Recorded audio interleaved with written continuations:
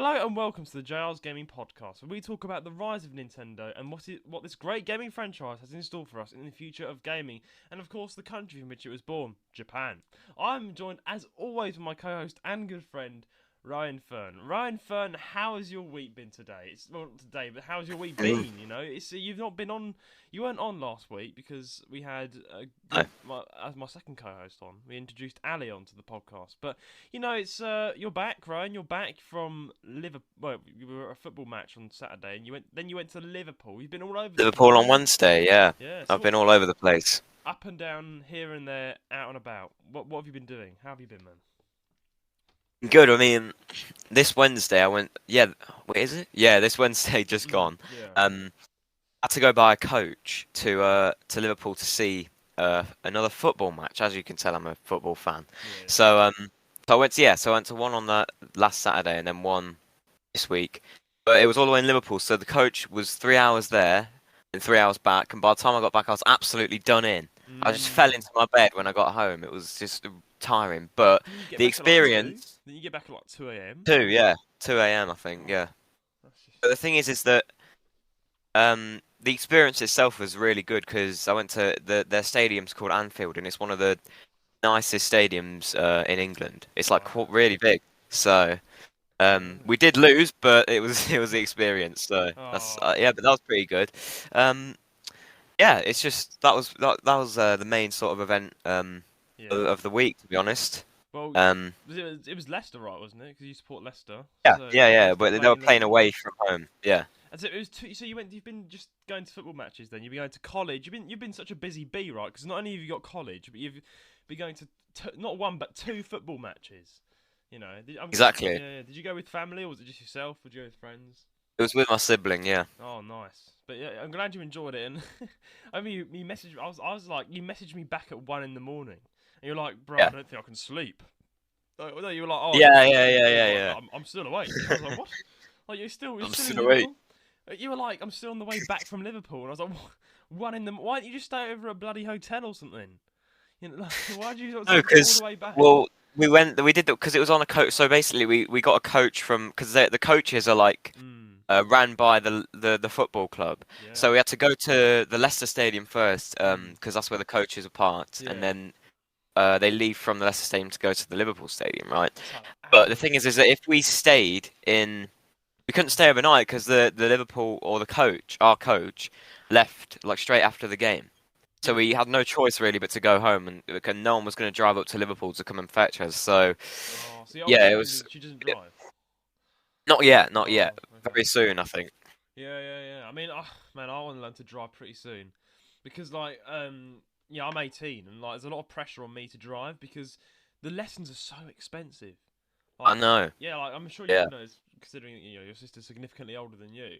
Like, that driving around, learning to drive is just so expensive, and it's just that the lessons alone take it out of you. And if you fail, you got to pay for it all over again, haven't you? Like, I think so. I think that's how it works. Yeah, I'm like, I bet. I was speaking to a college friend about this, and he's also 18, and he was saying about the lessons are just so expensive. And yeah, like you say, I think if you fail, you literally just got to pay again. It's so bad. So there's a lot of pressure to just pass that test. Anyway, but I'm not driving anytime soon. But while you've been football matching around the world, I've been jumping off my bed, skydiving onto my floor, and uploading it to YouTube.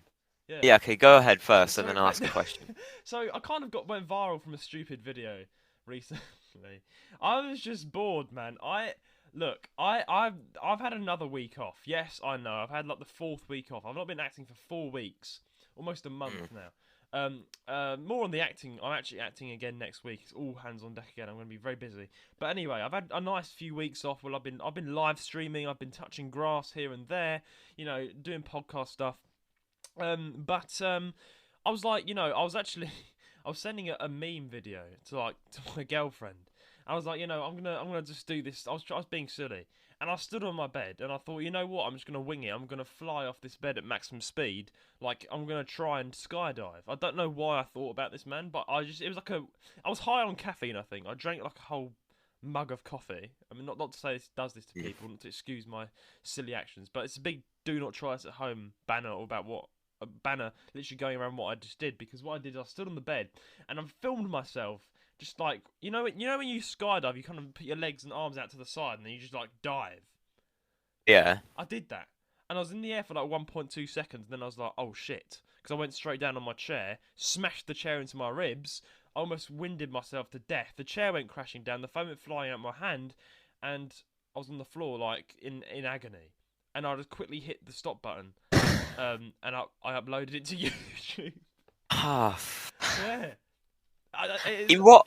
I don't know. What actually like made you do this? You had to be really bored to do that. I was. Nothing better to do. I had nothing better to do. Literally nothing better. You got to make do. I wanted to skydive off my bed. Make do? I had to make do. I've only got a bed. I haven't got a cliff nearby either. It's like... No, well, people normally skydive out of like a plane, not off their bed. Yeah, I know, but I was trying to be silly. I was trying to see what would happen, and it just I was just stupid. Honestly, I was being stupid. Like, I'm not going to do that again. I was but you know, I was like, you know what? I'm gonna upload it to YouTube, and I titled it, "I tried skydiving off my bed. This is what happened." And it gained like 1.1k views in the last hour. Yeah. But I uploaded it to TikTok as well. I just can't believe I did that. And I mean, I've got a really bad side. So yeah, Rowan, I've got a really bad side from skydiving off my bed. I don't know why I did that. I could have put myself in hospital. Yeah, you could have done. This is true. This is definitely true. But it's up there for you guys to see. You know, you got to do things for the views. I gained like quite a lot of subscribers though from doing this stunt. You know, so I'm not gonna... Stunt. I don't know what to call it. Just skydiving off the bed. But you know, I was enjoying the 1.2 seconds I was in the air. I already felt, you know, I felt like I was skydiving for like 1.2 seconds, miniature seconds. You know, I was in the air, like just for those 2 seconds. Like I was like, this is life. You know, this is life. I'm actually flying.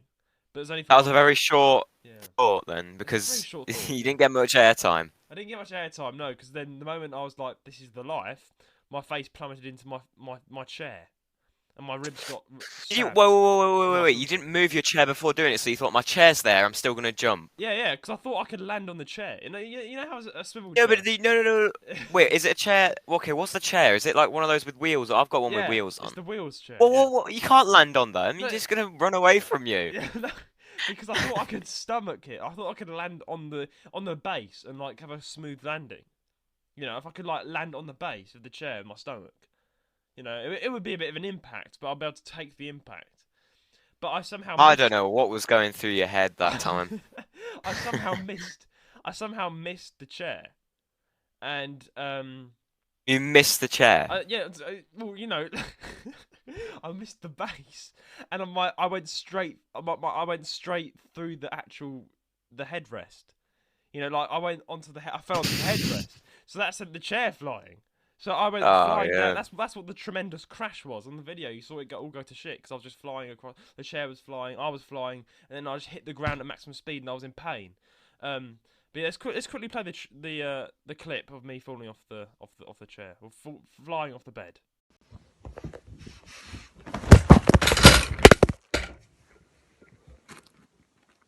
I just played the clip. You'll be able to see that if you're watching on video, and you'll be able to hear it if you're on YouTube. But Ryan, that's what I did. While you were at a football match, I was throwing myself off my bed and trying to get a land on my chair. But yeah, it didn't work. It didn't work. I'm not doing that again. No. Yeah. Well, moving on from me flying off my bed, I've got another thing to say. I tried mooncakes today, and I knew you'd be interested in this because you like space, right? You're into space. Yeah. I tried mooncakes.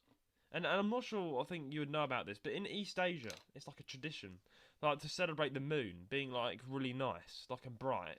They make mooncakes, and they've got a really nice sweet filling with egg and custard.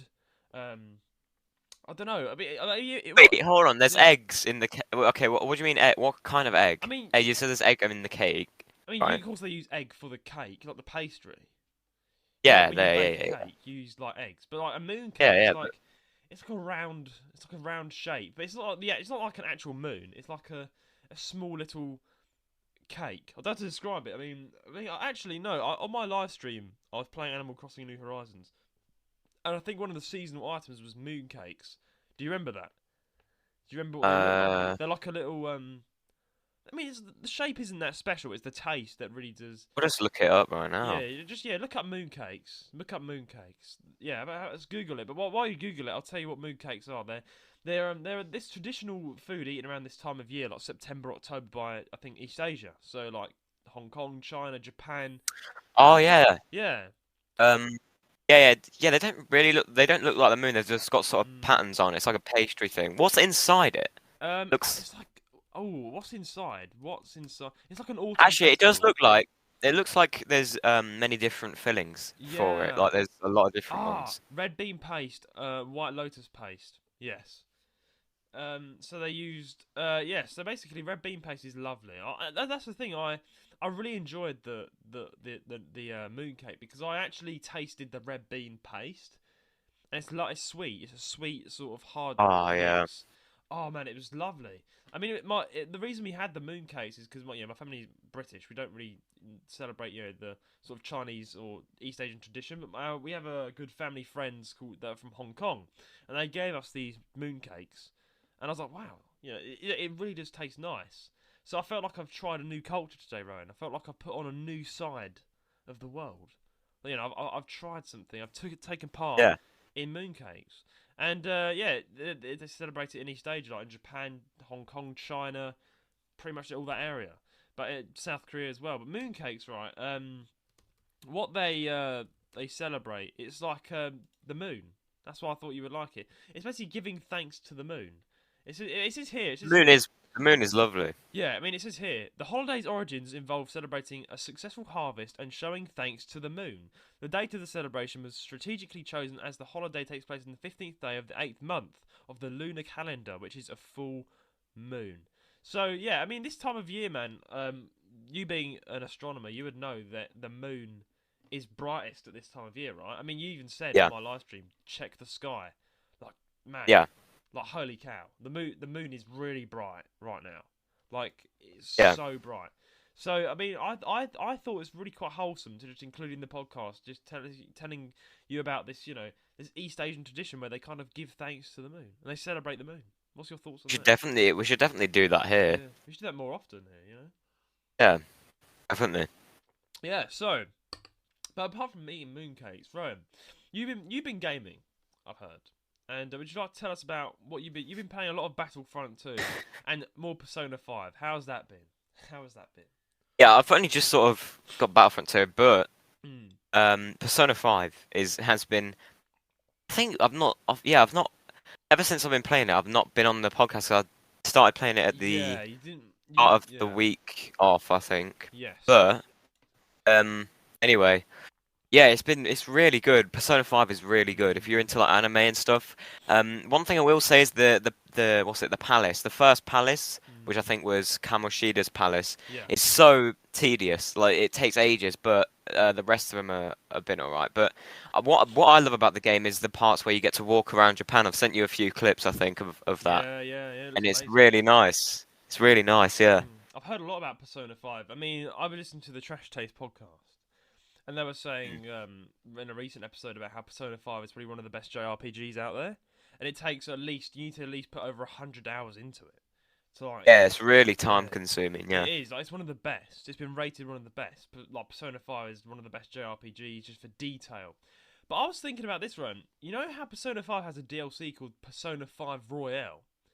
Like, a lot of people are saying that's one of the best DLCs ever made because it's almost like a whole entire new game that it was even better than Persona 5. What's your thoughts on that? Do you think you might get Persona 5 Royale? Because a lot of people have been saying that it's one of the best DLCs and it kind of brings a different spin-off on the game. Apparently. Persona 5 Royale I thought was it's that's pretty good. But thing is that Persona 5, I think Elijah said this. He messaged me on Discord and said, "I'm surprised you're playing Persona 5 and not Persona 5 Royale." The thing is about that is that Persona 5 was on sale. But Persona 5 Royale was not. So I got Persona 5, the original version. And I looked it up, and apparently they, both games, Persona 5 and Persona 5 Royale, they're both games, right? And apparently they don't, gameplay is you know, in terms of storyline, it's like it's not Not that different, and it's what's it? It's just they're just slightly better graphics, I think. But what's it called? But yeah, I think it's got more to it at the end. I think more like 20 Apparently more hours. I think. they made it way better. They put way more hours. That was one of the best DLCs ever made. So I was like, a lot of people were like, who've already played Persona 5 and also played Royal, they were like, why didn't... Yeah, well, I've not yet finished the main story of Persona 5 yet. I think I'll do that first before I give Royale a go. But yeah. Because usually people now buy just Royale. They buy Royale instead of Persona 5 because that's what, that's what Elijah said, why didn't you just go Royale? But, I mean, everyone man to themselves. I mean, when I get Persona 5, I'm thinking of getting Royale. But I want to know from your perspective. I mean, I'm guessing you've put at least 20 hours into it already. Like I know you've been playing it a lot. Yeah.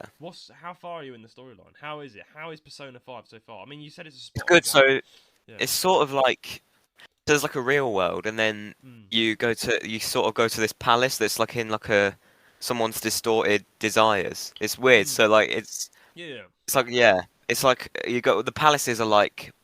It's like a different world from the real world. It's complicated, but and everyone has a persona. Sort of that's the thing. And once you take control of your persona, you can like use it in like battle and stuff.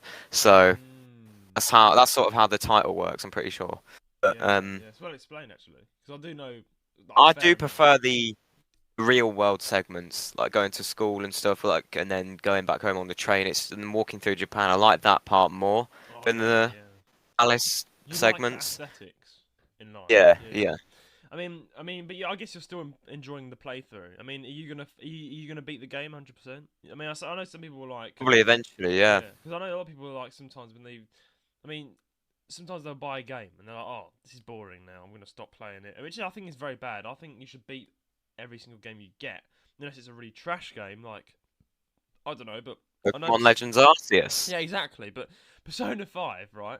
That's actually one of the best games out there, and everyone says you should play it 100%. So, I mean, now you've kind of got your own take on it. Are you sure? Do you think you'll beat the game? Do you think you'll beat the game eventually? Probably I will eventually, yeah. But I heard that it's really, really long, so I'll probably do it in segments instead of just sitting down like time, Yeah. And then just speaking of Pokémon Legends Arceus, I've been preparing. I have been preparing. You have. Just to let everyone know because. Okay, I don't think it's not going to happen this month anymore. We're on the 30th of the month, so it's not. It's going to be in October, but guys, it's going to be October now. Happening. We're definitely going to get some recording dates sorted out as soon as possible.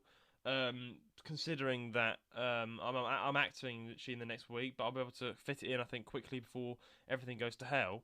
But yeah, I think honestly, this is going to be one of the best things we've done on this podcast, aside from the Nintendo Music Awards. It's going to be juicy.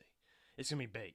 It's going to be an argument of some, and I think Ryan, you're going to be the flamethrower of the argument because like everyone knows your online persona, pardon the pun, is like you're the rants guy. You're the guy that is like you're one extreme. So you're like, this is wrong. This is shit. I'll tell you, if this isn't shit, you'll say it's shit. You'll say it's bad. You'll flamethrow. You're like the Gordon Ramsay of the internet in this sort of. You'll say if something's wrong, and like you when you say Pokemon Arceus is bad.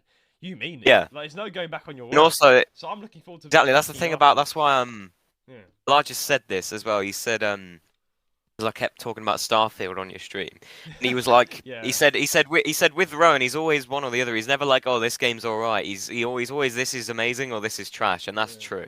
It is, to be honest. You're straightforward, and that's what I think why you've got an audience because you're Roan rants, like you're that guy that will say what he thinks, speaking your mind sort of thing.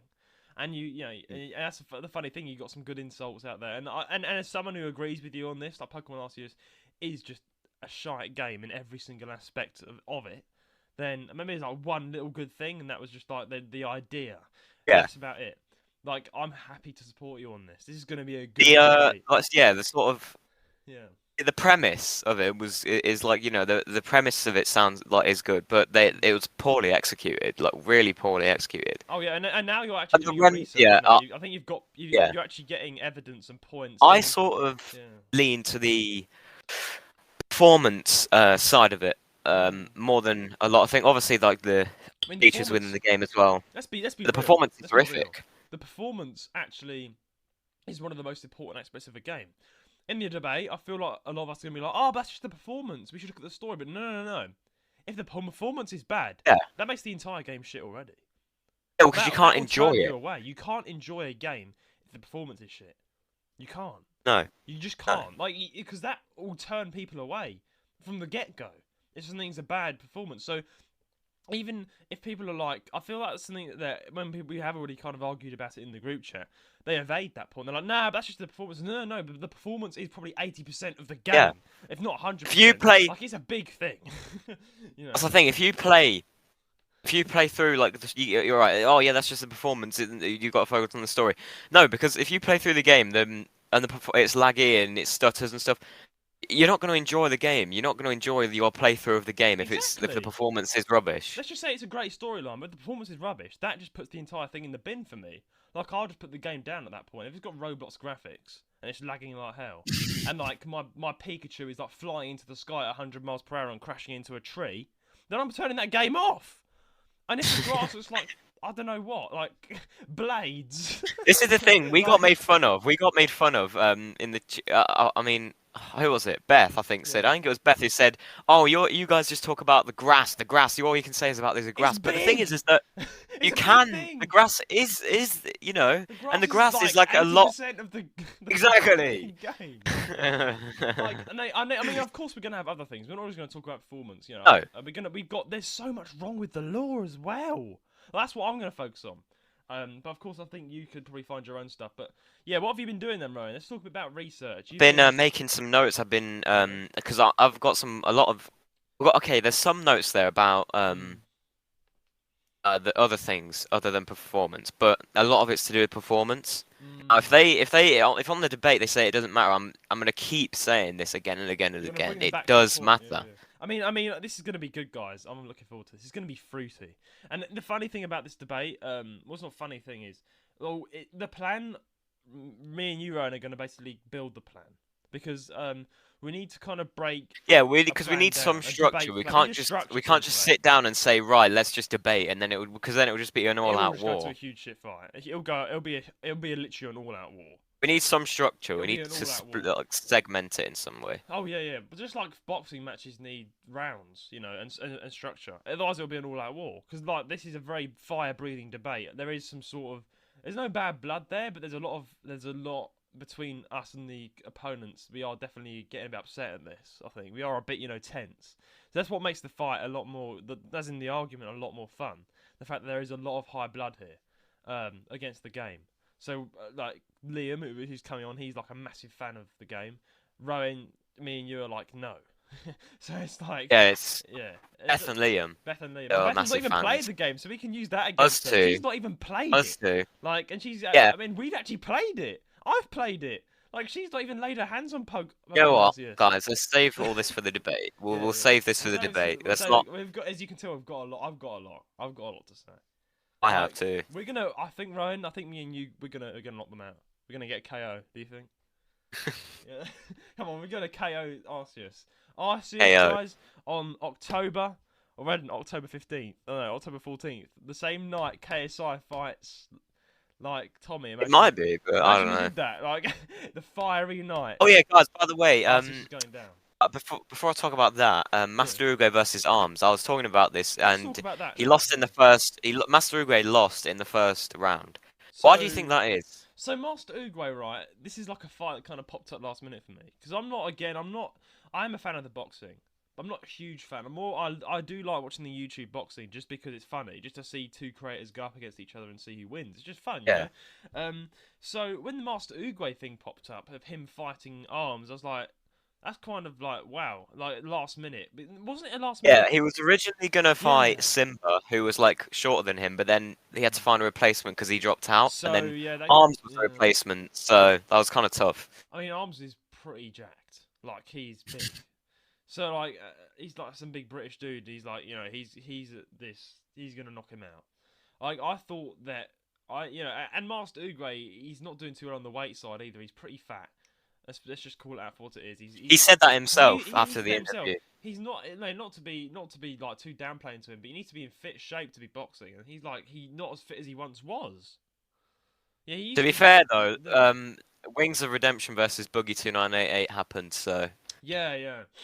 You know So what that? Hold on. Well, you probably don't know what that is, but basically, what Wings of Redemption and Buggy 2988, they're like obese, like to the point where, like, you know, if they want to lose weight, it's gonna take like at least 5 or 6 years. oh, They're like really big, and that happened, and yeah, but the thing is about that is that there were only 3 rounds and there were 60 seconds each, so it was a bit different. just a sumo match at this point. It was basically, yeah, it was Yeah, basically that, yeah. But the thing is, yeah, but on the other hand, the thing is, Master Uwe is fighting. Guessing the, I mean, then again, Salt Pappy, he used to be like that, and he was like pretty good. So I don't know. It depends. I think maybe he needs to work on his cardio a bit more so he doesn't gas out. Actually, he didn't really. He sort of tried to go. He tried to rush Armz from the start, and then doing so, yeah. he fell over like through, I don't know, 2 or 3 times. He He wasn't. got knocked out. I think it was a good. It could have been a good fight for both of them if they both. If Master Oogway calculated what he was doing. First of all, he went straight in. He went straight in and just started going straight for him. In boxing, you're supposed to at least calculate your opponent in the first round, right? You're supposed to like see how they work. He wasn't even doing that. He was just going straight forward. I think he wanted to get like the most hits in first, because if you get the most hits in, then I think you've got a chance. If you start with getting hits in, I think, or this is what he thought. I think he thought if you start off by getting hits in, you've got a good chance of winning the match. But then Whereas he was leaving so many blind spots open, and he was also, his leg work wasn't that good, so that left him just open to getting boxed. So then, the Armz just knocked him like 5 times in the head, and then it was over quite quickly. And I was like, you know, I mean, I think it wasn't a bad fight in all. It wasn't a total loss for Oogway. I think Oogway has potential. I think Oogway can train and come back stronger. He could definitely win a few more. He could win again. I think not win again, but he could win. You know, he can make a comeback if he will. again. I think he needs to. Replace Armz as a replacement was quite unfair. I think because he was going to fight someone much lower level than him. Whereas he ended up fighting someone much higher. That's the thing. He was training. Higher. He was training to fight Simba. He was training to fight Simba, and then he dropped out, and then he wasn't training to fight Armz. So I guess. But the thing is that But yeah, I think the next match, I think he'll do better next match. But yeah. So that was that. Anyway, the real meat and potato of October 14th, Tommy Fury versus KSI. It's getting closer, but I'm still. You think you're 100% certain that Tommy Fury is going to win it? You're 100% certain. That's the thing, because there's so much stuff going around being like, you know, I mean, I'm pretty sure I've not seen much support for KSI. I'm being honest, right? I've not seen much support. I've not seen much support. However, I've seen some. There's been some videos saying some. But no, but there's a video though. There's a video I think that said, I was really shocked by it. It was someone doing like these videos saying like what's going to happen, the predictions and stuff, and the guy was like. The video was called, I don't know, why KSI versus Tommy Fury is unfair or something. And he said and he said Tommy Fury is going to get destroyed. Destroyed. Some people. How? I mean, let's break this down. Let's break this down for more of a logical perspective, right? So, KSI is a YouTube boxer. Let's call him out for what he is. He's not a professional boxer. He's not a boxer. No. Not a boxer. He learned how to box. He does a lot of sparring, but he's not a boxer. Like Tommy said, he does everything. Like he said he's just come off a singing tour, and now he's 1 minute he's gonna be a podcast person, and 1 minute he's gonna be a boxer. Like exactly, like he but could be one or the other, and he's not a boxer. Let's call him out for what it is. And then hang on, let's look at all his opponents. Right, the biggest opponent KSI's ever had is Logan Paul. Right, and Logan Paul isn't even that good. Let's be honest. Logan Paul's not won. Has he? Really? Well, he fought Logan Paul twice, didn't he? Because the first one was a draw, and then the second one, KSI won. He won, but it was still a hard one. And then let's look at that. Right, so he won that. I think that made him quite cocky after that. And it wasn't. And Logan. And who did he Paul fight after? Good. Let's be honest. Logan isn't even that good. He's an MMA fighter, right? So. And then next, right, and all the other opponents he's had, like what's he had? He's had FaZe Temper. He's had Joe Fournier. Joe Fournier, he knocked him out with his elbow. But then Joe Fournier is quite an old guy. Like he's not even fought in quite some time. He's not a professional fighter either, really. And Joe Fournier is pretty easy for him. And he has to have fought other people. Oh yeah, he fought Swarms and what's that other guy's name? Panella or something. He began with as hell, man. That guy was just like me. I mean, look, come on, right. Looking at all of KSI's opponents, none of them are boxers. None of them are professional fighters. None of them are not. They are all pretty much the only guy that's more of his size to fight is Logan, and that was a bit of a tough battle even for KSI. And Logan's not good. That's the funny thing. Everyone else KSI's fought are pretty bad he's a wrestler. fighting. Exactly. He's in the WWE. And look, come on, everyone's agreed that Logan's got girl punches. Like, he does not punch well. He does not punch well. That's the thing. He clinches KSI way when too much. He KSI clinches beat more than he punches as well. when KSI beat Logan Paul, it wasn't even by that much. It was like a couple points. I swear. Exactly. And the thing is, it's just like KSI's been going around beating literal children, so to speak, and that's made him so cocky for some reason. And he's quite. I mean, let's be honest. Fame does make people egotistical, and I don't want to be. I mean, I've been a fan of KSI.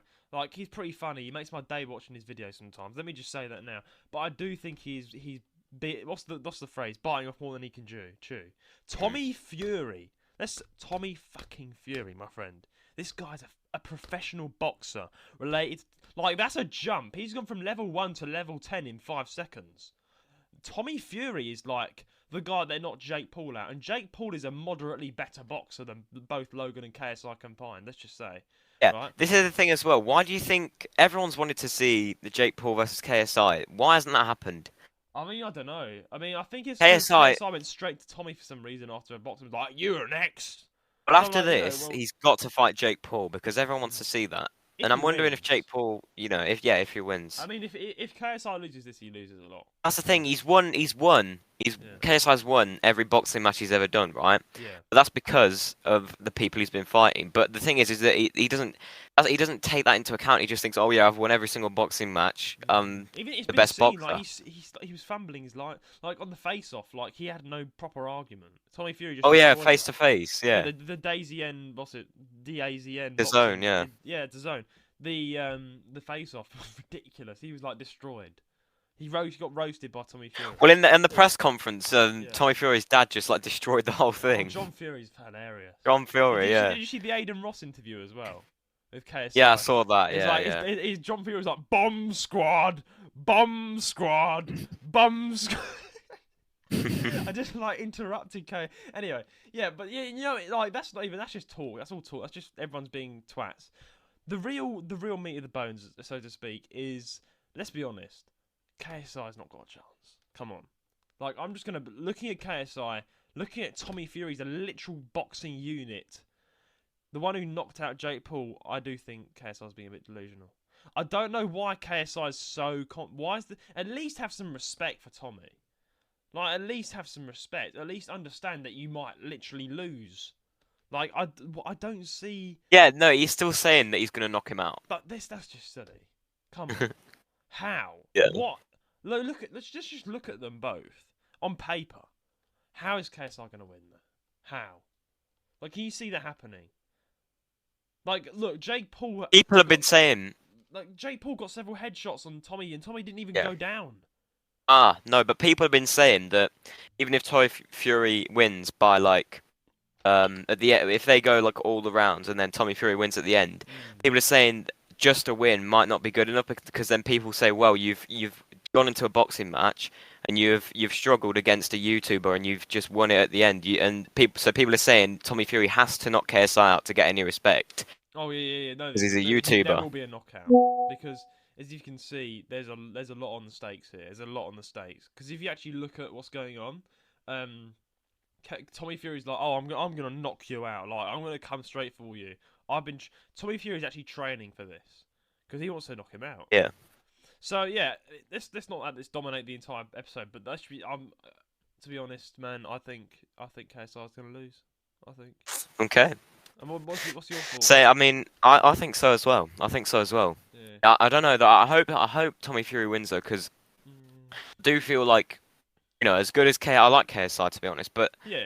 I feel like in terms of boxing, he needs to get that loss first.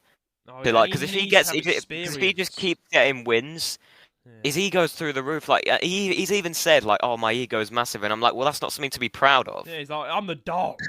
He's like, and I walk into a gym, all the treadmills do press ups. I'm like, but I do think Tommy will win, Yeah, and in one way or the it's other. going to be an easy way for Tommy, and I think KSI's going to get destroyed, and I do think that it's going to look very silly, very silly. 'Cause KSI, Hopefully we're right. Otherwise, this will look after the match of KSI won. Imagine just re-listening to this episode. I mean, I hate to bring this up. I mean, look, there's a phrase that goes, "Pride becomes before a fall," or whatever it is. Pride goes before a fall. Have you heard that phrase? I think so. Yeah, pride goes before a fool, as in like a fool, a stupid guy. Come on, he's being a bit too proud. Let's see. Like he's a fool. I mean, yeah, I think KSI, it's all right for him to have confidence, but saying you're going to knock him out is just delusional. Yeah, Like, because it's not like this guy isn't face temper. This is Tommy Fury. he's not FaZe Temporary, he's not Joe Fournier, he's not Logan Paul. Like Tommy Fury's He's a Tommy unit. Fury. And not only is he Tommy, he's a unit.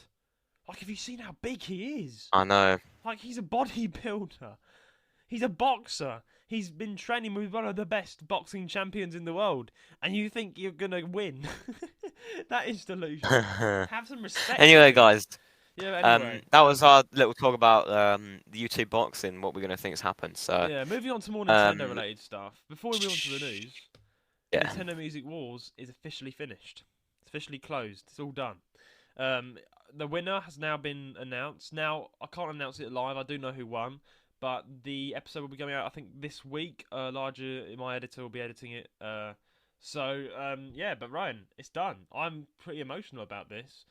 This series, Pretty good, yeah. It's our first series. The first big series on the channel, yeah, or on the podcast. On the podcast. And it's done so well. And now it's officially finished. It's closed. I mean, the next sort of big thing is the debate and some other stuff that we're going to do for Christmas, I think. We need a new series. Okay, yeah, we got the debate and then it's the New Christmas series. special because we're on. But The next this new series needs to be after this. Yeah, we'll talk 2024. about that another time though. Yeah, that's later on. Anyway, Yeah. But anyway, should we move on to some news? let's move on to before- some Nintendo news. Yeah. So, Yeah. Rob, Alright, what's going so on this week, Rowan? What's going on? I've got the news this time. Mm. Now, there wasn't a lot to choose from, but I think these are some pretty interesting things, and a lot of things to rant on as well. So, Some good story number stuff. one is DS horror classic Dementium: The Ward slashes onto Switch eShop soon. I love this when this happens. You know this. They've took something. They've done it again. They've took something from the old console and put it on the Nintendo Switch. Yeah, So let's doing a lot of this. They've been doing a lot of let's this. read the details then. So. Toy, I hope I've said that right, has revealed it will be launching an updated version of the award-winning Dementium: The Ward on the Switch eShop on the 12th of October. Originally released on the Nintendo DS in 2007 with a 3DS remaster following in 2015, Dementium: The Ward is a first-person survival horror game in which you take on the role of William Redmore, an amnesiac who must escape the confines of a derelict and dangerous hospital. Wow, this sounds like quite a scary game. I played it. You played this? I've played Dementium. Yeah. Oh, okay, I'll ask you after this. Hold on. Yeah. Based on the remastered 3DS version, this new release looks to retain as much of the essence of the original while ensuring the gameplay and UI translate well to a console experience. We've spoken to a lead developer, Jules Watsham, for an upcoming interview, and he said that the team's goal with this new Switch version was to make sure the game experience was as comfortable as possible while placing players in the most uncomfortable of situations. Changes include alterations to the UI to ensure features fit onto a single-screen format, along with some quality-of-life updates, like highlighting save rooms on the in-game map. Aside from this, much of the original remaster's lo-fi visuals, remain intact. But the experience has been upgraded to take advantage of the 16:9 aspect ratio with a solid performance of 60 FPS. The news comes a day after the launch date reveal for Hatch Tales, a long in development, a toy title originally crowdfunded back in 2018. We've talked to Watchum about both titles in an upcoming interview, so look out for that in the near future. Dementium: The Ward launches on October 12th, 2023 for $19.99. I'm guessing about £15 for us, $14.99. It's about 14 quid. Yeah.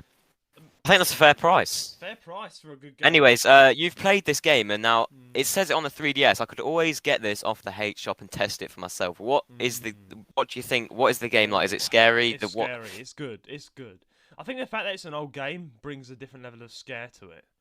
As well. Yeah. Because the graphics aren't top of the line. Yeah, the graphics aren't top of the line. It's very old. That makes and it that scary. adds to it. That adds to it. That adds to it. The fact that it's an old game adds to the scariness. It's like you can have guns and things. You're equipped with different things, and you got to go through this hospital. You got like a heart monitor, so you can see your heart as Ooh. well. And there's some really scary monsters. Like there's some just creepy, weird things, man. Like you should just Google it. So, Just Google. You see what are some the images. It is really good for a horror game. what for are the the DS. components of the? What are sort of the features? Can you hide in places? Can you?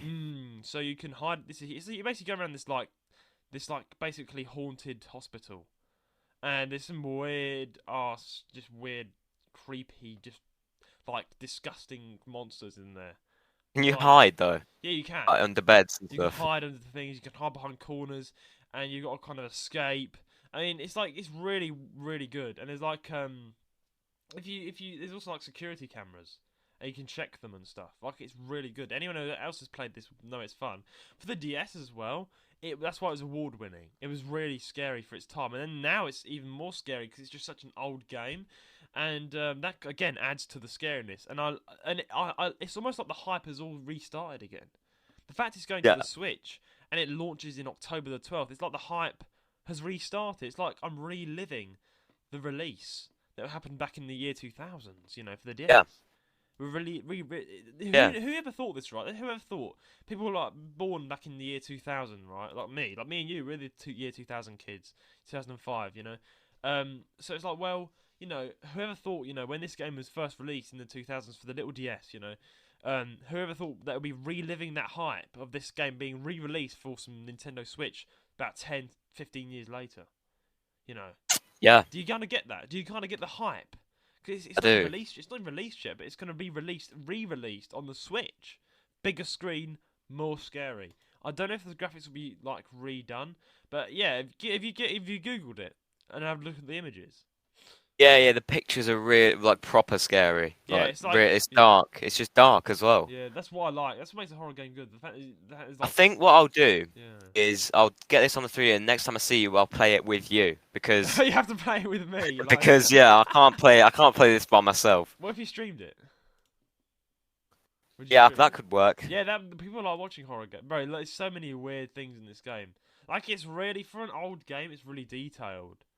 It's like dead humans and dead babies walking around. Gosh. Yeah, and like it's just wow. Like it's for a DS horror game, I never knew it would be like this. You know. Like, DS as well. Like that's brilliant. So exploring this. Anyways. The demonic hospital, basically. And, some bloody human pops up from behind a counter and tries to scare you. It's like whoa. Well, yeah. Anyways, what's it? Yeah, I like it when this happens. They've sort of brought it back to light again because no one has played this. Well, no one has been remember. What if like people now it's been released on Nintendo Switch? They'll be like, oh yeah, I remember that game. I loved it. Or new people, they will even introduce new people to it. Yeah. And horror games is a whole thing out that people will enjoy. The very fact that Five Nights at Freddy's is coming out in the cinema. And this is, a lot in October. We get a lot of the scary releases, don't we? We get re-releases like this, and this is definitely an award-winning game that should be brought to the Switch. And who knows? It may be a hit. I think people will start playing it a lot more now because this game should be a hit. It was a hit, and it still is. So, and the fact that it's kind of been forgotten about and now it's been reintroduced means that it did well, and it is pretty scary, man. Very scary. That's good. That's brilliant. It's 18 plus. So. Oh wow. Yeah. But yeah, should we move on to the second part of the news? Let's do it. So what's going on for story 2? Story number 2. Now, remember how I said? I think we've discussed this on the podcast before in length, to be honest. So you know how the FIFA games on? I've talked about the FIFA series on Switch, right? You know how it is. Yes. I played on the Switch, but I know it's. What do you see? But what do you seem to remember about it? What do you seem to remember about what I said about it? I think you said. Yeah, because I've said. As good because it's something like that. You said the graphics are horrible. The games were the same every year. They didn't do any upgrades to it, and they basically just had like terrible, and they had that old engine in there. They didn't even put the new Frostbite engine in. They didn't even, they thought really low of the Switch, EA Sports, and we discussed this, and we were saying that, the companies pull that off. I don't know why they're not. Yeah. Yeah. The company. Oh, guess what? Yeah. This is the story headline. EA Sports finally show respect to the Nintendo Switch. Finally, so they're getting respect, well-deserved respect to the Switch. Let's read. Long-time Nintendo Life readers will be aware of the love-hate, mainly hate, relationship we've had with the FIFA series over the course of the Switch's life. FIFA 20, 21, 22, and 23 were all identical to FIFA 19, and not in the way people lazily say EA Sports games are just the same thing every year. No. No new features, no gameplay tweaks, nothing. These were legacy additions, you see, meaning if you put FIFA 19 and FIFA 23 side by side, you'd see no difference beyond kit tweaks. Is this sort of ringing a bell now? Yeah, it is. It is. You wouldn't. They were just not doing anything, basically. They were just... So all the new features everyone else were getting on their Xboxes and their PlayStations, they wouldn't get on the Switch, basically. But now, imagine our shock then to find that the Switch version of EA Sports FC 24 offers absolutely everything the Xbox, PlayStation, and PC versions offer. All of it. After all of our years of moaning, they've actually gone and ruddy well done it. That also means the game feels more like a modern EA football game too. Gone are the clunky animations from 2 generations ago. Now dribbling is much smoother and is far more satisfying to put together flowing passing football. All the updated player faces from other versions are in there, and so are many of the managers. So if you play as Celtic, you'll see Brendan Rodgers' stern face from the touchline. That's another thing, is that it wasn't the same version as anything else. It literally was a completely different version. So all the other versions have managers and stuff, but the Switch didn't. But now they do. So that's pretty good. It's taken. Yeah. It's taken almost the entire lifetime of the Switch to get there, but finally, Nintendo fans have an EA football game they can be proud of, one that offers full feature parity with the Xbox, PlayStation, and PC versions. Now that the Switch version has finally caught up in terms of features, the groundwork has been laid for the Switch's successor to bring the performance up to speed too. For now, we can finally say what we've wanted to say for more than half a decade. This is the best football game ever released on a Nintendo system. Wow. Now, Roan, you're rejoicing. But they've done it. You've done it. They've actually done it. You're a football fan and you're a Nintendo fan. This is a big thing for you. You know, you can actually definitely. And football on the Switch. We've said this. EA Sports, they had no faith in the Switch. This is the thing. I do think. Remember, we talked about that other game company that's like they lowered the amount of sort of units you could have in a battle to like 250 from 500 just because it was on Switch. That was I don't know what. I can't remember the name. It was a.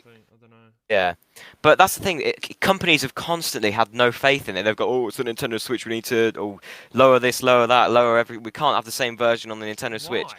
Like just because we went. But now they've done it. To a Switch, but this is the thing. Now it's possible. Look at this. Look, they've done it now. And if you look up gameplay of the Switch version, the gameplay is now pretty much exactly the same as a PS4. Or PS5. It's amazing. Well, yeah. I looked at it up before we started recording, and it's like, wow, we've actually, I don't know. I mean, a lot of people actually. The bad thing about this EA Sports being stupid about the Switch, right, and not making the game that good on the Switch, is that a lot of people that weren't Switch fans, they would use that as an argument to say that Nintendo was bad. They'd be like, oh, look at that, Nintendo's fucking shit. It's like, why? Oh, because they made the FIFA game really bad. Yeah. Like, that wasn't their fault. That was EA Sports. And guess what? I put a comment. Yeah. Oh, I bet. This is the thing. This is so funny now. This is what I live for. I put a comment on and it's sort of a review of the Switch version of, I think it was FIFA 22. Yeah. And I said, when you've got games like Breath of the Wild, there's no excuse to have such a low quality version of FIFA. And some idiot just replied to me saying, "Yo, the Switch can't handle it, mate. Breath of the Wild's not as good. The Switch can't handle all the rest of the versions." What are you saying now? What are you saying now? They've actually done it. He's really sitting on the toilet farting while bought his new second-hand PlayStation 4. Exactly. And he's like, oh, Switch is bad. Way. It's like, yeah, you don't. Exactly, but he said it. But literally said it wasn't possible to have the same version. What are you saying now?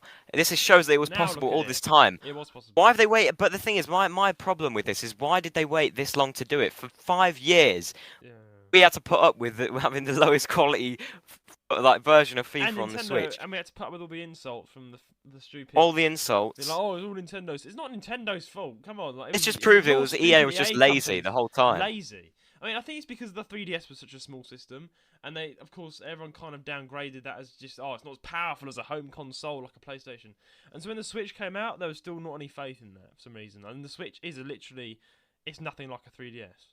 It's a completely new different. It might as well be a different type of PlayStation, because it's also a home console. But we're not going to have that argument because you and Elijah already battled that out, and it still is an ongoing argument. But the home console, it's like the Switch is like again, it's a powerful, way more powerful console. I've got the OLED, and it's goddamn good, man. Like it's really, Yeah, like, yeah, yeah. graphics are really good. The screen is. I wonder how this would. I wonder how this would be on the OLED. Then I bet it'd be like really, really good. Oh yeah, man. If I got FIFA on the If OLED, I should get an OLED when you know what, when I get a Switch, you should get an OLED. I'm definitely gonna get this. Yeah, I'll probably The get OLED it. even But when not only does it have a better screen, not only does it have a better screen, not only does it have Joy-Con fix, it's got some new features to the actual Switch. Like they've also got a bigger fan, so it can run bigger games easily. Like some people complain, oh my Switch isn't. Yeah, for people who got the Switch when it first came out, that the hardware isn't that good. 'Cause, oh, yeah, the OLED is built for big games. So the I'll tell you OLED, one thing. yeah. I'm gonna get EAFC 24 on my Xbox Series S because you know it's gonna have the best graphics out of all the things I own. However, when I do get a Switch, I'll buy this version as well, just as a collector's item, like just to be able to play it on the Switch. Because this literally means you can play the latest FIFA like in your car. In the car, with all the. This is amazing. I mean, everyone's rejoicing. Everyone's celebrating because football's a big thing. I'm not a big fan of the football, but Rowan's my best friend, and I know he's a massive fan of it. So this is big news for Rowan. But this is the thing. I included this because I think we talked about this ages ago. I think it was like our 15th episode or something. It was one of our first ones where we were saying that. With me and we sound like children, but that's. Where we were saying like oh yeah, it's so stupid because like FIFA. Oh, sorry, it wasn't like that. It's so stupid because EA has easily put FIFA 23 in the normal version on the Switch. I was like, yeah.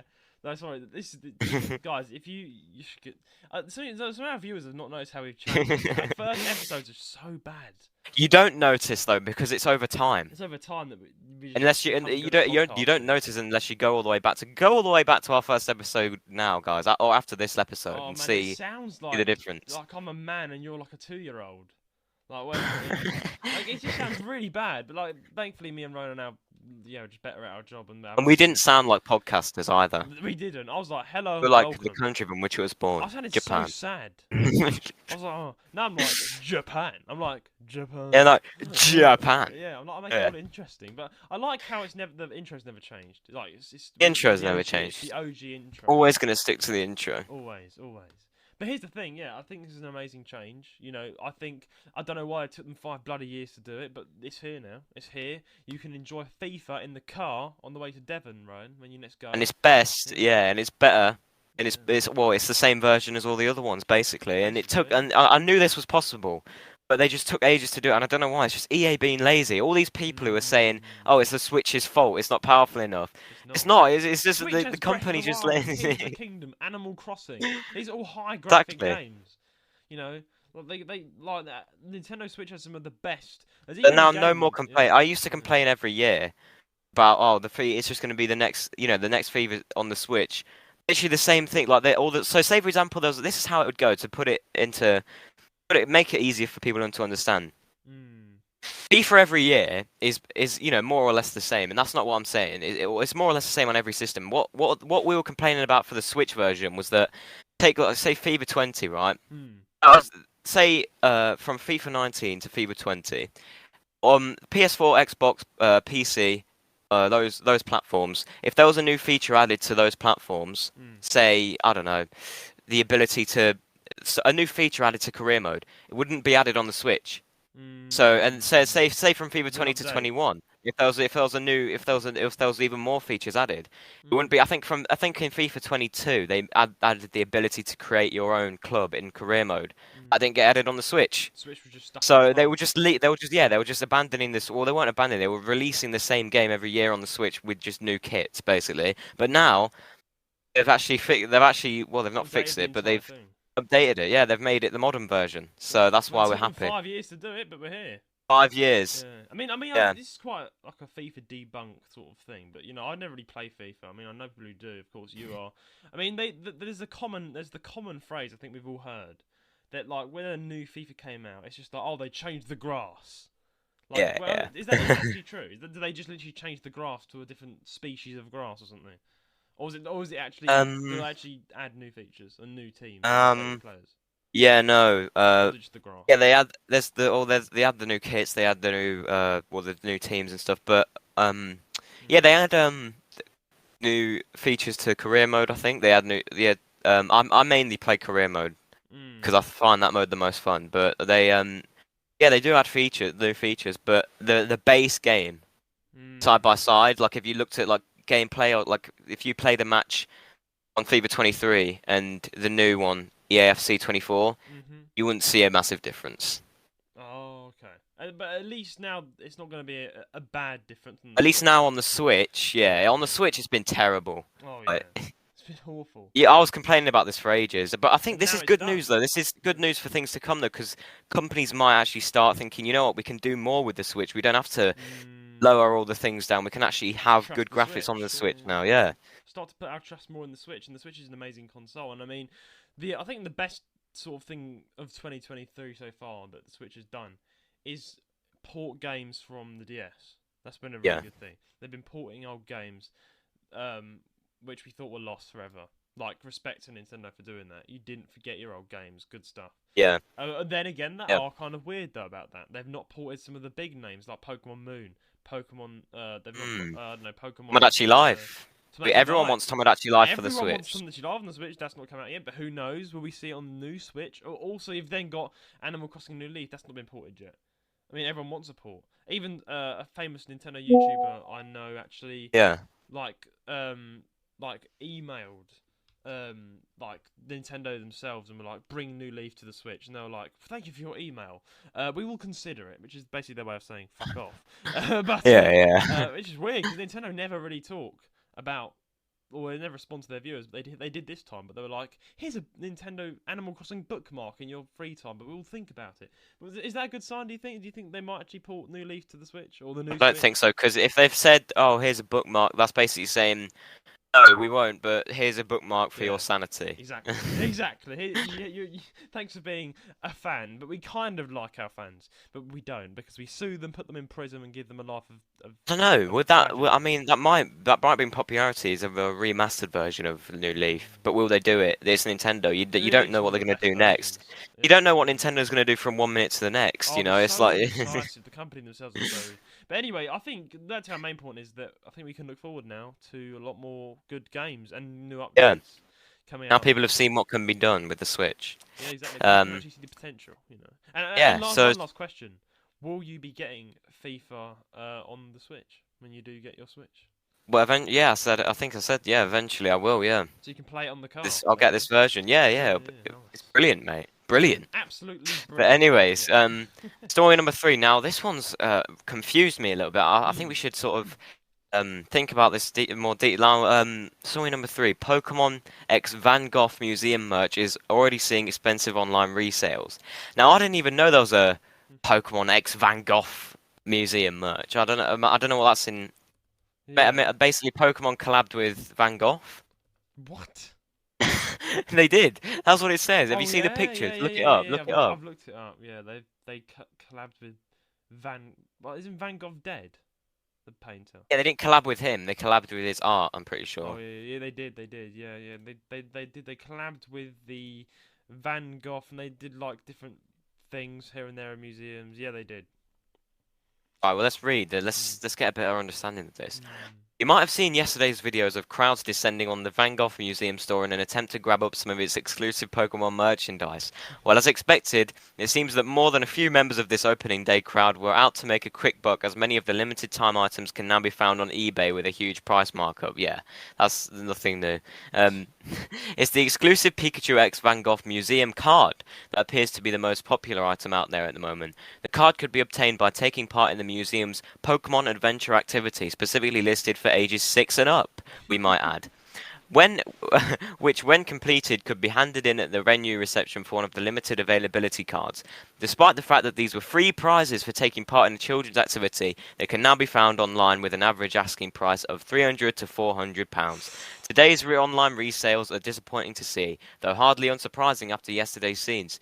We like to think that things will quiet down over the next few days, but we fear that as long as stocks last, the scalping will continue. That's all that's there. Yeah. It's just another example of. So it's a card. So it's a card with sort of Pikachu with like Pikachu on it, right? Now, why did they do that? They all went to look. Videos of crowds descending on the Van Gogh Museum store in an attempt to grab out some exclusive Pokemon merchandise. Wait, so they went to a museum? Yeah, they descended down upon the museum to take part in this activity. Like, you know how Nintendo do this? They have these little Oh, right. events. But I don't know why everyone went mad. They as it says there, they descended down upon the museum, broke the doors down, busted down the halls, and were like, "Give us our Pikachu cards." And like, Well, well, it it was yeah, which yeah was, so for ages 6 and up, there was an activity to earn the card, and there was just what grown men, literal grown men. eBayers, just going in and doing I it. mean, look, Logan Paul smashed his window in because he got scammed over a Pokemon card. Oh yeah, I Pokemon saw that cards- video. Pokemon cards So are childish. Yeah, they're becoming so. Pokemon cards are becoming like a business, just like Yu-Gi-Oh. Everyone's going like insane about them. Like he's turning into. Yeah, I Yu-Gi-Oh. saw that. I saw that clip. He was like eating his dinner, and then he just like peeled the card back, and it was fake, and he just like smashed the plate and smashed the window. Yeah, he just got angry, and smashed everything up. Just does what Logan Paul does best. Idiot. But yeah, honestly, Logan Paul smashing windows in aside, it's just all goes to say that their Pokemon is just becoming a bit like people have shot. Even in America, there was a case where a man shot another man for a Pokemon card. What the? Yeah, another man. There's been in Japan that people have been Oh, wait. robbing stores for Pokemon cards. And that's reminded me. Did you? I think it was a while ago now. Yeah. It's still worth talking about. Did you hear about the Kai Cenat meet and greet that in New York? The Kai Cenat meet and greet. I've heard. Yeah, I did. He did like a PS5 giveaway and stuff, and there was like just tons of kids running around New York, standing on people's cars, Oh my, getting no, the so police basically- involved. Wait, so it's just basically the whole Snowy Joe and Ramps repeat Yeah, in yeah. America. But it was worse. It was way worse. Trust me. Well, I thought Kai Cenat had more of a chill fan base, didn't he? No, guess not. Oh my, 'Cause he's a yeah, streamer. So yeah. I mean, yeah, everyone went mad. They were just basically a remake of what happened in London with Snowy Joe. Really, yeah, but with Americans. But yeah, you know what I mean, man. It's just the Pokemon scene.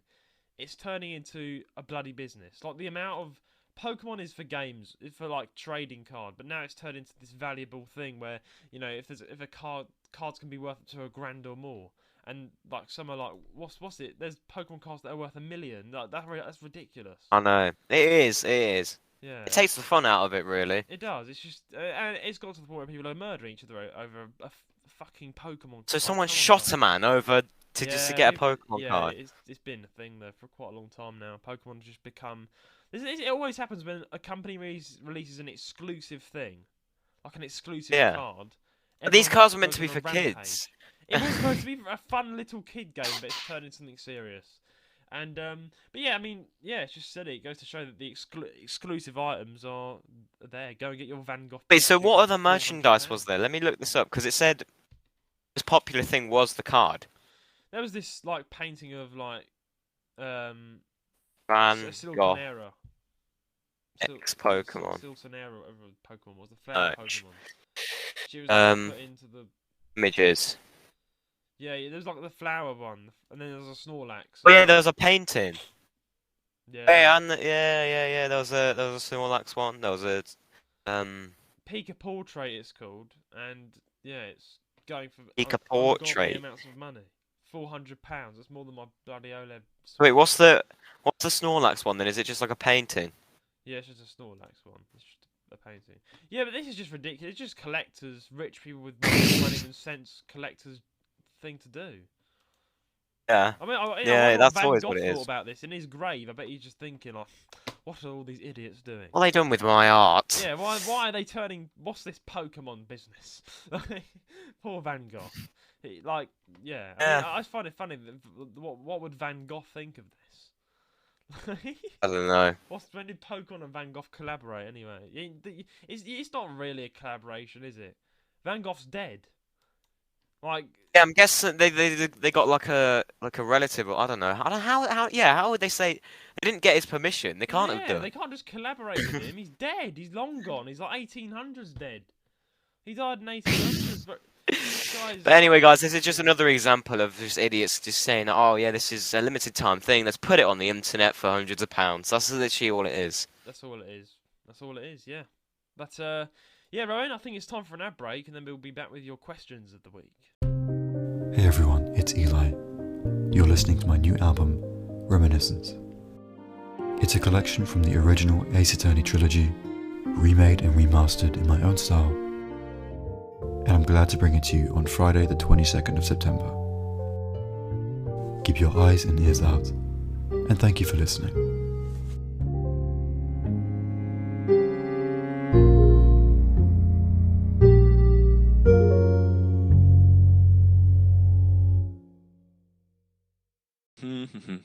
Oh, this tune is absolute vibes. Hey Elijah, mate, come and check this tune out I've been listening to. Oh wow, that sounds really interesting, Judah, but I'm not quite sold on the fact that it sounds as good as the tune I'm listening to. In fact, if you listen to this tune, your mind will be blown away. What? Really? Let me have a listen. Ah, Elijah, I beg to differ. My tune clearly sounded way better. Is that so? Well, I'm in every mind to object to that, because this It's is the the Nintendo Music Wars. Hello and welcome to the Nintendo Music Wars, a brand new special and exclusive podcast series. Each week, me and Judah will bring before you 2 game soundtracks and present 3 of our favourite music tracks from our chosen games. We will then debate and explain why our chosen soundtrack is better in our own opinion.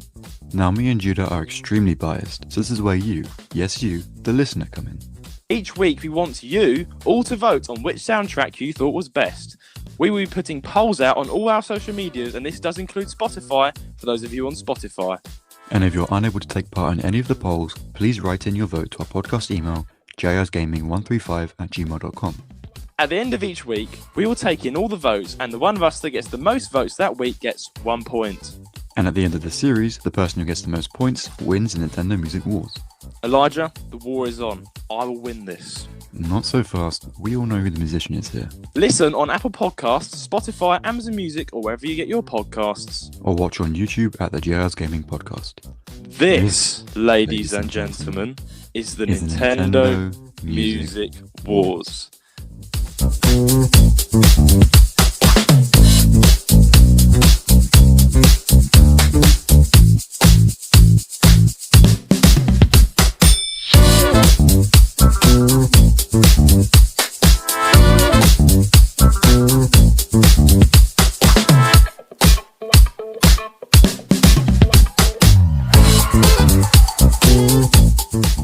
And we are back from the ad break. What a lovely ad that was, Ryan. What a lovely ad Lovely, again. Lovely ad again. But yeah, briefly, small announcement before we hit with the question. We are going to be updating our trailer, and it's going to be a good one. And it's necessary because Yeah. We've already spoken about this, Ryan, but we Yeah, sound yeah. like utter children. You know, children. Like, Well, I do more than you. I mean, I've got a feeling our trailer's like scaring away all our audiences that Yeah. are trying to like figure out our. Although episodes. if someone like listened to our trailer, then listen to our latest episode, they go, wait, so what happened to the co-host? Well, is he dead? Is Roan really left the podcast? What is this? It's like, so we're gonna update our trailer, guys, for you, and it'll be edited by Elijah, and it'll be lovely and new. He's got like 80+ episodes to find. You can clip up like all our best moments and funny moments and guest moments, and put it into a trailer with music. So it's gonna be good, Rowan. It's gonna be good. So yeah, listen out for the new trailer. I'll be deleting the old one and replacing it with a new one. And will that old one never see the light of day again? I don't think it's it's ridiculous. It's so cheesy. Like I just die listening to that. I can't believe Cheesy. It's still like the front page of our podcast. It's the front page. It's still the front page. That was like 2 years. We've been doing the podcast for almost 2 years. Does that shock you? Yeah, This no, yeah, February, no. It'll be 2 years since we've done the podcast. Next February. Yeah, well, next February 20. Well, yeah, the February coming up, yeah. Yeah, the next year, February coming up. 2 years. How does that make you feel? That's that's unreal, really. Yeah, exactly. You started it when you were 15. You're now almost 17 next February. So, yeah, man, that's just ridiculous. Anyway, let's move on to the question of the week. This week, you guys have sent in questions. This week we're reading out a question from Ryotar. Ryotar says, "Hey lads, will we be getting the new Switch console when it comes out? Pre-order. Amazing pod, Ryotar from Brazil." Thank you. Thank you, Ryotar, for writing in. Will we be getting the new Switch console when it's out? Well, Ryan, I think you've got some things to say on this, but Do you mean the Switch 2? the Switch Or 2, whatever it'll I be think called. it's- Yeah, the whatever it is coming out in 2024, late 2024. This is the thing with pre-ordering things, Roan. I don't like to get things pre-ordered. Ridiculous. I think Neither do I. It's a stupid thing to do because if it's a rubbish thing to do and they update it afterwards, then you're just gonna have a shite prototype version that you paid ungodly amount of money for. You know, I don't understand why pre-ordering is a thing unless it's a book. Really. Yeah, well, pre-ordering is normally, I think people see it as like. Yeah. It's normally a way to make sure you're going to get that thing because it's always this thing of like, oh, what if it's out of stock? Yeah. So they say, oh, I better pre-order it so that I don't miss the. But like the thing is that like you're saying like, oh, you should pre-order it because the stores might not have enough copies, but like they're most likely going to have enough copies. So like, most likely, yeah. and they're probably gonna go down in price, and they're most likely gonna update it as well. It's probably gonna be the most big mistakes are gonna be with the first. Like, look at the first Switch console. No updates, look, the Switch has come so fast since it's released. You know, at least wait a bit. You know. So, yeah, I don't think I'm more pre-order it, but whether I'm going to buy it depends on what we've talked about the Switch 2 in the past. yeah. Whether or not they'll be the same cartridges, will it run on the same? Like the same cartridges is a deal breaker for me because that if they're different cartridges. That's a questions revolving around the Switch. Yeah. Because it's either going to be a flop or it's going to be a win, a W. The hardware, they're going to upgrade the hardware. That's just if they don't upgrade the hardware, then I can't see it doing well. I mean, the spoilers we got is saying it's in 4K. That's basically equivalent to PlayStation. Yeah, well, 5. yes. What's it? The last time a small group of people had access to like a demo. The demo version of the Switch 2, yeah, and they said they came back and kind of was like, "Oh, it's 4K! Wow, it's amazing!" So yeah, we're getting our hopes up for that, right? You know, so I'm just hoping that they don't. I'm hoping that they make it so like you can play your Switch games on that instead. Oh yeah. Instead of making new cartridges, because then again, we've talked about this. The DS, 3DS cartridges, when they made the new generation of 3DS. Or in the new generation of DS, they could have made it the 3DS, and they made different game cards. Exactly. So, will they do the same with the second generation of Switches? That's my worry. 3DS when it came out 8+ years ago. They called it. Well, they're going to call it the new Nintendo Switch XL or something. Yeah, and in 10, 20 years, it's going to be the oldest thing alive. Well, so it's like. Yeah. That's the thing, though, with Mario Bros on the DS, like the original Mario Bros on the DS, it's called New Super Mario Bros DS. Yeah, that is one of the oldest Mario games out there. Like, it's ridiculous. Let's play the new Super Mario's, and your friend's like, "What, the new one? No. Good thing. Wait, did they call the Super Mario Bros. Wonder? Did they call it the new Super Mario Bros. Wonder? I bet they did that. I don't think so. I hope not, because. Google this. I mean, look, while I think Google it's it, that's not new. It's not. I don't think it's new. Are you still gonna get Super Mario Bros. Wonder? Maybe. I'll have to see some gameplay first. Yeah, I mean, you can shut the flowers up. You can shut the flowers up. Wow, that's a deal breaker. Yeah, they've not been stupid. It's still called Super Mario Bros. Wonder. They've not called it the new Super Mario Bros. Wonder. That's good. Oh, what did they call it? Yeah, they called it on the I think on the Wii U and on the Switch they called it a new Super Mario Brothers Wii U or something, or U Deluxe. That's what it was on the Switch. Yeah, Deluxe, and they called New Super Mario Bros. 3DS. And new, they used it as a branding. No, you remember they did New Super Mario Bros. 2. Remember? Yeah. For the 3DS, the New Super Mario Bros. 2, which was just a new, which was basically Super Mario Bros. 1. That was a good game. That was a good game. I think that was probably one of the best. It was the best in its time of handheld Mario 2D platforming games, really, wasn't it? That was the GOAT. Yeah. The fact that how many people liked this game? Yeah, 93%. It was one of the best-selling Nintendo Selects. And even to this day, I'll pick up New Super Mario Bros. 2 and give it a play. I think, Rowan, when you're getting back from college, lonely and sad and dead, you pick up your 3DS. Lonely and sad. Lonely and sad, and I don't know, pick up your 3DS, play some New Super Mario Bros. 2. Yeah, well, if I've had a long day at college, then yeah. Yeah. So that's what I mean. You come back and you're like, wow. Life is good. New Super Mario Bros. Still exists, Yeah.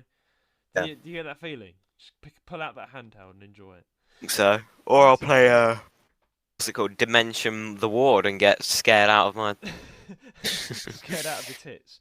But if I'm honest with you, yeah, I don't think I'm gonna be pre-ordering the Switch 2. I think I'm gonna wait like a good few months and watch how. I don't normally pre-order anything. Yeah, yeah, exactly. I don't either. I think I'm just gonna wait. You gonna wait as well? We're all just gonna wait. And Yeah. I'm gonna see what comes out. I think we should make a good episode with me, you, and Elijah, and maybe someone else, just talking about the new Switch when it comes out. Like when it comes, that's way into the future as well. It's like a year away, but it's gonna be hype. It's gonna be hype. We're all gonna be either really happy or really distraught and sad, and you're never gonna see us again. So watch out for that episode, guys. But yeah, a small little surprise. If you're still listening to this episode at the end, we're hoping to have a special guest on next week, Roan. Hopefully next week we're gonna be having M. That's how he's gonna go. But I think he's the second American who's ever gonna lay his feet on our podcast. The second American dude is coming on. We're going to talk a bit about Japan. We're going to move on to a different topic for the next episode. So keep your eyes peeled and ears listening for that one. He may be coming on for that next one. And if so, we're going to be focusing on more on the land of which Nintendo came from, Japan. And that's what we're talking to M. So keep your eyes peeled for that. Your eyes peeled and your ears listening. But yeah, until then. But yeah, anyway. Hold on, one more thing. Yeah. Mention the ward. Is it actually that scary? Should I get it? Should I download it? You should play it on your own time. And if you're scared, just call me up and be like, Judah, you're correct. Or you should stream it. You're 3DS and stream. Anyway, you said it was. Did it scare your tits off? You said it might scare my tits off. What did it scare you that badly? It was scary, man. There was a vibe about that game. It was a horror game. You know, look, there's some really jump scary things. On the 3DS, I don't think it will do it as justice for the Switch, though. It's not going to be as loud. It'll probably have the sound up, put some earphones in, or stream it. Get your reaction, Like, you've got the 3DS thing wired up and stuff. Why don't you, Yeah. Live reaction of you screaming your tits off. Probably will eventually, yeah. Yeah, exactly. Scream your tits. Is it possible to scream your tits off? With Dementium, yes. With Dementium, the ward. The ward that you don't want to be in. Yeah, great horror game. I'll definitely, definitely have me on call if you think you're gonna die because it is scary. I want to see I'm gonna die. You're gonna die. Anyway, yeah, but we're gonna find out next week, guys, if Roan died, and we may have a special guest on. So keep your eyes peeled. I want to say why am I saying keep your eyes peeled? Keep your ears peeled. I don't know. Keep your ears open. Because you're listening to this podcast. Listen out for that, guys. Stay tuned. But until then, please send in your questions and comments to jrsgaming135@gmail.com. Please subscribe or follow us on whatever platform you're listening from and leave us a 5-star rating on Apple Podcasts or Spotify, please, as this will help us out greatly and get the podcast around. Our socials will be in the description below. Our Instagram, YouTube, Twitter, website, and our Discord server. Remember to join it. Until then, it's a goodbye from me. A goodbye from me. Do you know what I'm going to say next? I do know what you're going to say next. Roan, 85. How many days till Christmas? 85 days till Christmas. Merry Christmas. Happy New Year. Great. Just amazing. Jump off. Go and see Santa now. Get lost. Go to Santa's grotto. Why are you even here? Recording studio. Bloody hell.